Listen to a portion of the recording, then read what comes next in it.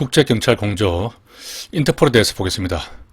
자, 국제범죄 예방과 진압을 위해서 각 회원국에 국내법이 허용하는 한도 내에서 상호 협력하는 정부 간의 국제기구가 되겠습니다. 발전 과정을 보면은 1914년도에 모나코에서 1차 회의를 했죠. 그리고 23년도에 비엔나에서 19개국 경찰기관장이 참석한 2차 회의를 합니다. 여기서 이제 ICPC, 국제형사경찰위원회, 끝에가 위원회죠. ICPC를 창설합니다. 당시는 유럽 대륙 유지의 기구였습니다.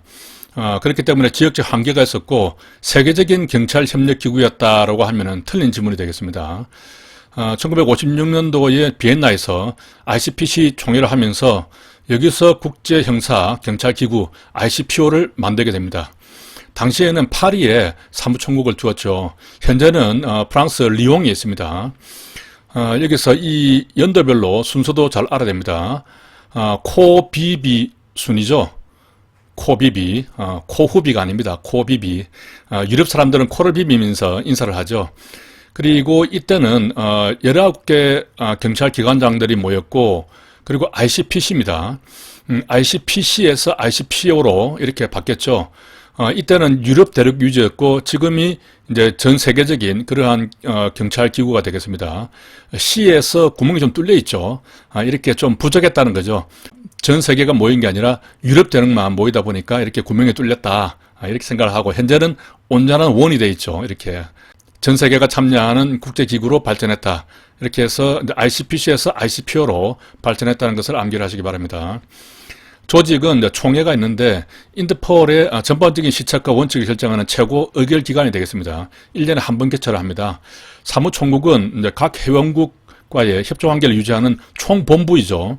그리고 국제수배서를 발행을 합니다. 국가중앙사무국은 각 회원국에 있는 사무국이 되겠습니다. 나라별로 다 있는 것이죠. 우리나라의 국장은 외사국장이 담당을 하고 있고 외사수사과에 인터폴계가 설치되어 있습니다. 인터폴 공조를 보면은 24시간 운영하는 인터폴 전용 통신망으로 국제경찰 공조를 하는 것입니다. 이 인터폴이라는 것이 실체가 있는 것이 아니죠. 실제 사람들이 거기서 어떤 수사관이 있어서 나라별로 다니면서 수사를 하는 것이 아니라 이 전용 통신망이 있을 뿐입니다. 이 인트라넷을 통해서 전 세계가 연결되고 서로 정보를 교환하는 그런 방식이 되겠습니다. 우리 형사사법공조법에 보면은 행안부 장관은 국제형사경찰기구로부터 요청을 받거나 요청을 하는 경우에 다음 조치를 취할 수 있다라고 해서 그 임무에 대해서 규정을 하고 있습니다. 이것이 국제형사사법공조법에 있다는 것이고 그리고 행안부 장관이 주체가 되어 있죠. 이것은 인터폴 협력이기 때문에 인터폴은 경찰에 있고 경찰은 행안부 소속이기 때문에 행안부 장관이 나오는 것이죠. 다른 경우는 다 법무부 장관이 나오는데 이 경우는 행안부 장관이 나온다는 겁니다. 협조하는 내용을 보면은 두 문자를 보면은 이제 동전 사정이 됩니다. 동전 달라고 사정하는 것이죠. 국제범죄의 동일 증명 및 전가조회, 국제범죄에 관한 사실 확인 조사, 국제범죄의 정보 자료 교환 이런 업무가 기본적인 업무가 되겠습니다. 여기에 덧붙여서 우리 경찰청 훈령에는 국외 도피 사범 검거하는 업무까지 추가로 규정되어 있습니다. 인터폴은 형사범을 직접 체포할 수 있는 인력이나 권한은 없고 인터폴은 수사 권한을 가진 수사기관은 아닙니다. 유럽폴이 있습니다. 유럽 연합조약에 근거해서 네덜란드 헤이그에 본부를 둔 유럽경찰사무소가 되겠습니다. 또 아시아나폴이 있는데 아시안 국가 간의 국제범죄 공동대응을 위해서 설치가 되었는데 1981년도에 설치가 되었고 치안총수들의 협의체가 되겠습니다. 마약이나 무기 밀매 등 이러한 국제범죄에 대해서 논의를 하는데 세계의 특별위원회를 두고 있고 나라들이 이렇게 쭉 해서 10개 나라가 됩니다. 이 10개 나라들이 순번제로 돌아가면서 연례 행사를 개최를 하고 있습니다. 우리나라를 비롯해서 여기에 참가하지 않는 중국, 일본, 호주 등 아시안 인접국하고 인터폴, 유로폴 이런 국제기구도 초청을 받아서 참석을 합니다. 이 10개국이 어느 나라냐 하는 문제가 과거에 한번 기출이 된 적이 있습니다. 앞으로 또 나올 가능성은 별로 없어 보이지만은 그래도 그냥 넘어가기가 좀 끌적지근해서 이렇게 두 문자를 한번 만들어 봤습니다. 자, 미싱, 말린, 테브라, 필, 베캄으로 만들어 봤습니다. 베캄은 그 세계적으로 유명한 축구 선수죠. 여기서는 조금 다른 의미로 쓰이고 있습니다. 미싱 말린, 미싱을 하는데 이게 좀 천이 말려 들어갔습니다. 그래서 천이 좀 겹겹이 이렇게 박음질이 되어버린 것이죠. 태브라는 그 와이어가 들어간 브라입니다. 와이어를 우리말로 하면 태가 되죠. 그게 태브라가 되겠습니다. 미싱이 말려서 천이 겹겹이 박음질 되었고 또 와이어가 들어간 브라를 착용을 하면 필이 느낌이 아주 백이고 감기입니다. 그래서 백함입니다. 그야말로 아재 두 문자죠. 나라를 보면은 미얀마, 싱가포르, 말레이시아, 인도네시아, 태국, 브루나이, 라오스, 필리핀, 베트남, 캄보디아 이렇게 되겠습니다. 조금 유치한 두 문자지만은 이렇게라도 한번 읽고 지나가면은 혹시라도 시험에 나오면은 대충 때려 맞출 수가 있습니다. 인터폴 회원국 간의 협력의 기본 원칙을 보면은 주권 존중입니다. 협력은 각 회원국 경찰기관이 자국의 법에 의해서 취할 수 있는 조치들에 기초로 합니다. 일반법을 집행합니다. 인터폴은 일반 범죄 예방과 진압에 국한하고 정치, 군사, 종교, 인종적 상황에 관해서는 어떠한 관여나 활동도 배제를 합니다. 보편성, 모든 회원국은 다른 회원국과 협력하되 질이 어느 정도 요소에 방해받지를 않습니다. 자, 이것하고 평등성하고 잘 구분을 해야 됩니다. 모든 회원국은 재정 분담금의 규모와 관계없이 동일한 혜택과 권리를 향유한다. 이 인터폴에는 많은 나라들이 참여를 하는데 그 나라별로 재정 상태가 다르죠. 그래서 기부를 하는 정도가 우리나라 같으면 많이 기부를 하겠지만은 또 후진국 같은 경우는 재정 분담금이 적습니다. 그렇게 재정 분담금의 차이가 난다고 하더라도 그것하고 관계없이 동일한 혜택과 권리를 향유한다는 것, 그것이 평등성이 되고 또 질이나 언어적 요소에 방해받지 않고 모든 국가들이 협력한다는 것이 보편성이 되겠습니다. 타 기관과의 협력, 각국 국가 중앙사무국을 통한 협력은 일반 범죄 예방과 진압에 관계되는 모든 정부기관에 확대가 됩니다. 업무 방법의 유연성, 업무 방법은 위 원칙들에 기속되지만은 각국의 다양한 경찰 조직 구조와 상황을 충분히 고려해서 유연하게 행해져야 한다는 겁니다. 이러한 원칙들을 만들었지만은 이 원칙들을 엄격하게 기속이 되는 것이 아니고 각국의 다양한 경찰 조직 구조에 따라서 그러한 상황에 따라서 유연하게 협력을 한다 하는 그런 부분이 되겠습니다. 국제수배서를 보겠습니다. 국제수배서의 종류는 황색은 가출인 또 실종자 소재 파악이 되고 기억상실자의 신원 파악이 되겠습니다. 기억을 상실했으니까 누군지 모르겠죠. 청색은 국제정보조회 수배서인데 수배자의 소재 신원을 파악하는 겁니다. 실종자가 아닙니다. 실종자는 위에서 황색이 되겠습니다. 적색은 체포 수배서가 되겠습니다. 이렇게 세 가지를 우선 두 문자로 암기를 합니다. 황실, 청소, 적체로 암기를 합니다. 자, 아래 그림을 보겠습니다. 자, 이 황실이죠. 모두가 황색입니다. 이런 황실에 청소가 적체되어 있습니다. 이것이 황실, 청소, 적체가 되겠습니다. 나머지 색깔들은 개별적으로 암기를 합니다. 자, 녹색은 상습적인 국제범죄자입니다. 우범자 동향을 파악할 수도 있는데 녹색이라고 하면 항상 푸른색이 연상이 됩니다. 에버그린이죠. 상습이니까 상록수가 되겠습니다. 보라색은 신종수법을 공유합니다. 신종수법을 보라, 이렇게 암기를 할 수 있습니다. 퍼플이라는 색깔을 보라색으로 주로 번역을 했는데 가끔 자주색으로 번역을 하기도 합니다. 자주색이라고 번역이 되더라도 퍼플로 이해를 하시기 바랍니다. 사망자는 흑색입니다. 우리가 상가집에 가면은 상복은 검은색으로 입죠. 그리고 오렌지는 오렌지 폭탄 셀이 되겠습니다. 폭탄 테러범에 대한 경보가 되겠습니다. 그리고 작물수배서는 돈 아니나 불법 취득된 물건, 문화재 등에 대한 수배가 되겠습니다. 특별수배서로 인터폴과 유엔 안보리의 협의사항에 따라서 발부되는 것도 있습니다. 아래 그림을 보면은 그 나머지 것들에 대해서 다 이렇게 정리를 했죠. 자, 오렌지 폭탄 세일을 하고 있습니다. 검은색으로 상복을 입고 있죠.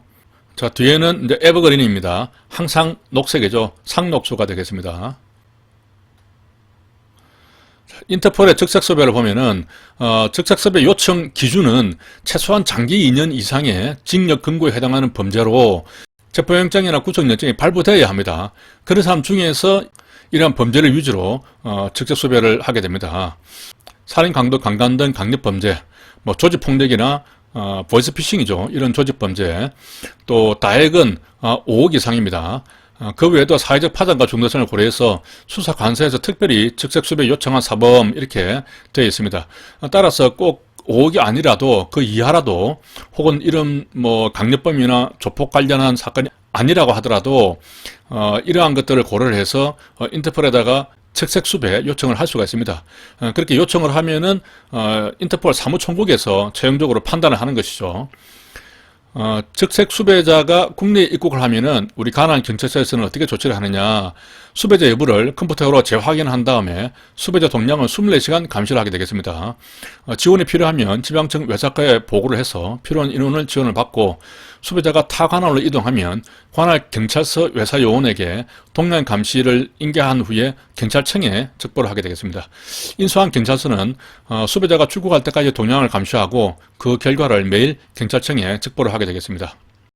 즉색 수배와 범죄인 인도를 보면은 즉색 수배서의 효력에 대해서 나라별로 좀 다른데, 긴급 인도 구속 청구서 정도로 효력을 인정하는 국가가 있고 그렇게 인정하지 않는 국가가 있습니다. 이 긴급 인도 구속 청구서라는 것은 우리나라 같은 경우는 범죄인 인도법에 규정이 되어 있죠. 사후에 정식으로 범죄인 인도 청구할 것을 전제로 해서 우선 긴급하게 범죄인을 잡아달라고 요청하는 것이 긴급 인도 구속 청구서가 되겠습니다. 쉽게 얘기하면은 이 범죄인이 어떤 외국에 있는 것이 발견이 된 겁니다.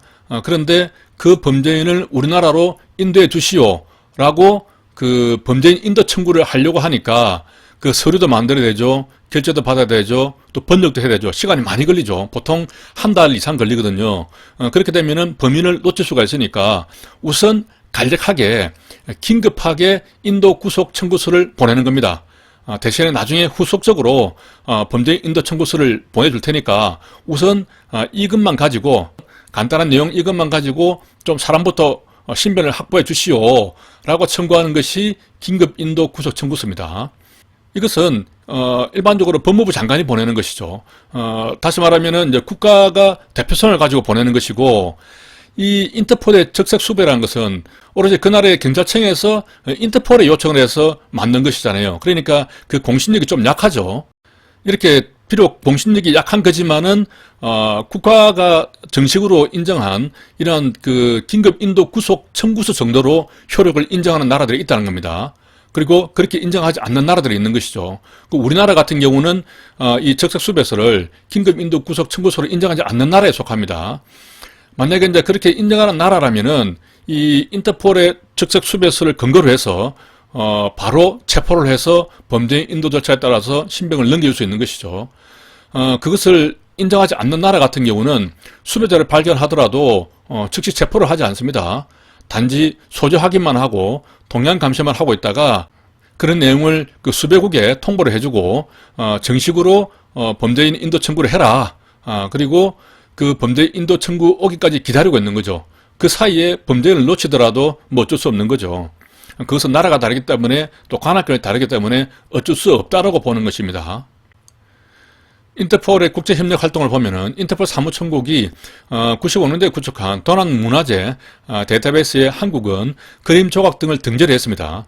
따라서 중요 문화재 소재 파악에 주력을 하고 있는 것이죠. 리얼 프로젝트가 있습니다. 진짜 프로젝트죠. 이걸 통해서 한국, 중국 등 10개국이 참여하는 지식재산권 침해 사범에 대한 정보 교류 및 단속 활동을 진행하는 것입니다. 지식재산권 침해는 이 짜가를 단속하는 것이죠. 이것은 짜가가 아니고 리얼 프로젝트입니다. 진짜입니다. 이게 서로 매치가 되죠. 회원국 간의 국제 스포츠 행사 경험 공유를 위해서 인터폴 스타디아 프로젝트를 시행하고 있습니다. 스타디움하고 발음이 비슷하죠. 서로 연계해서 암기를 할 수가 있습니다. 해외 도피, 지명 수배자에 대한 국제 공조 수사. 경찰서에서는 지방청 외사과를 경유해서 경찰청 외사수사과 인터폴계로 국제 공조 수사 요청을 하게 되겠죠. 경찰청에서는 이제 피해자 도주 예산국이 인터폴에 피해자 소재 수사해달라, 그리고 강제 처방해달라 이렇게 요청을 합니다. 해외 경찰 주재관을 통한 주재국 당국과의 협조 조치를 또 하게 되겠죠. 도주국이 불명확한 중요 수배자에 대해서는 인터폴 사무총국에 즉색 수배 요청을 합니다. 즉색 수배가 되면 인터폴 전 회원국에 수배 조치가 됩니다. 즉색 수배가 되면 인터폴 전 회원국에서는 그 수배 내역을 조회를 해볼 수가 있는 것이죠. 모든 회원국은 적색 수배자에 대해서 알 수 있게 됩니다. 하지만은 너무나 많은 적색 수배자가 있기 때문에 일일이 제대로 체크를 안 해보겠죠.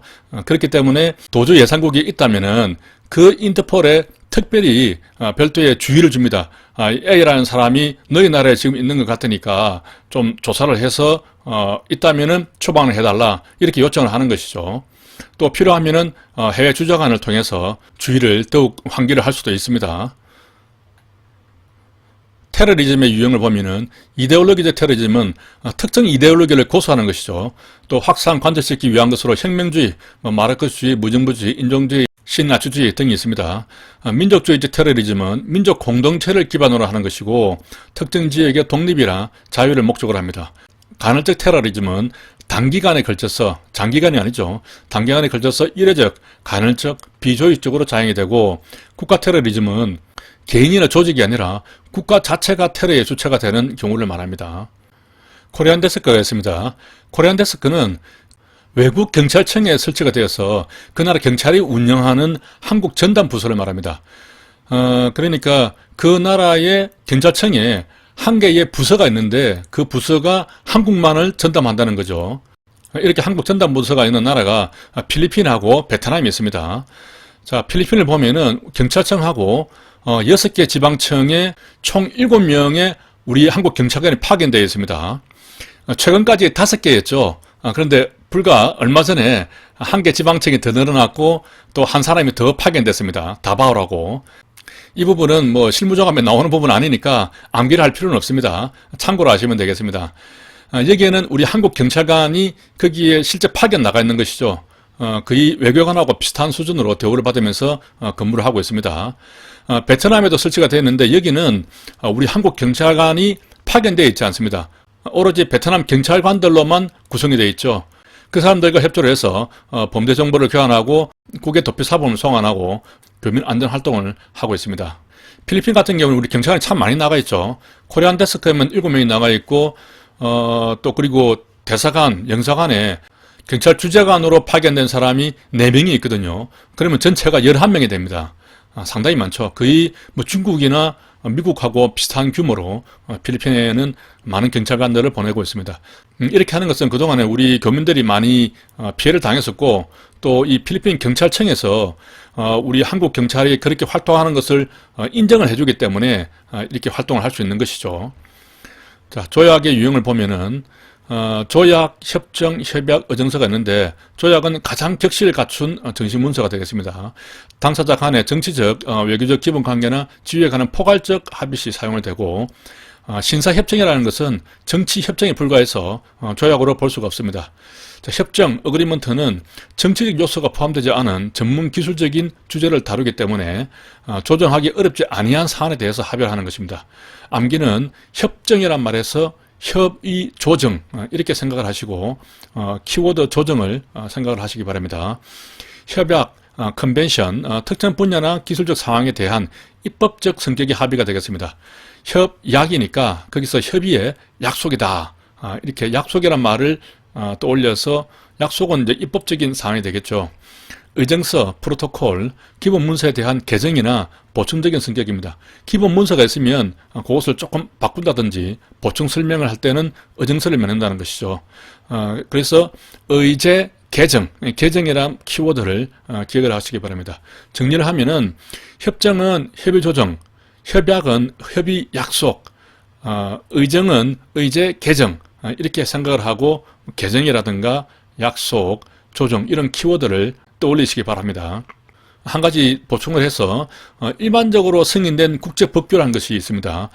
이것은 국회에 동의가 없더라도 국내 법률하고 동일한 효력을 나타냅니다. 어떤 것이 있냐면은 집단 학살 금지 협정, 포로에 관한 제네바 협정, 뭐 부전 조약 이런 것들이 일반적으로 승인된 국제법규이기 때문에 별도의 국회 비준 절차가 없더라도 국내 법률과 같다. 이렇게 보면 되겠습니다. 여기까지 하겠습니다.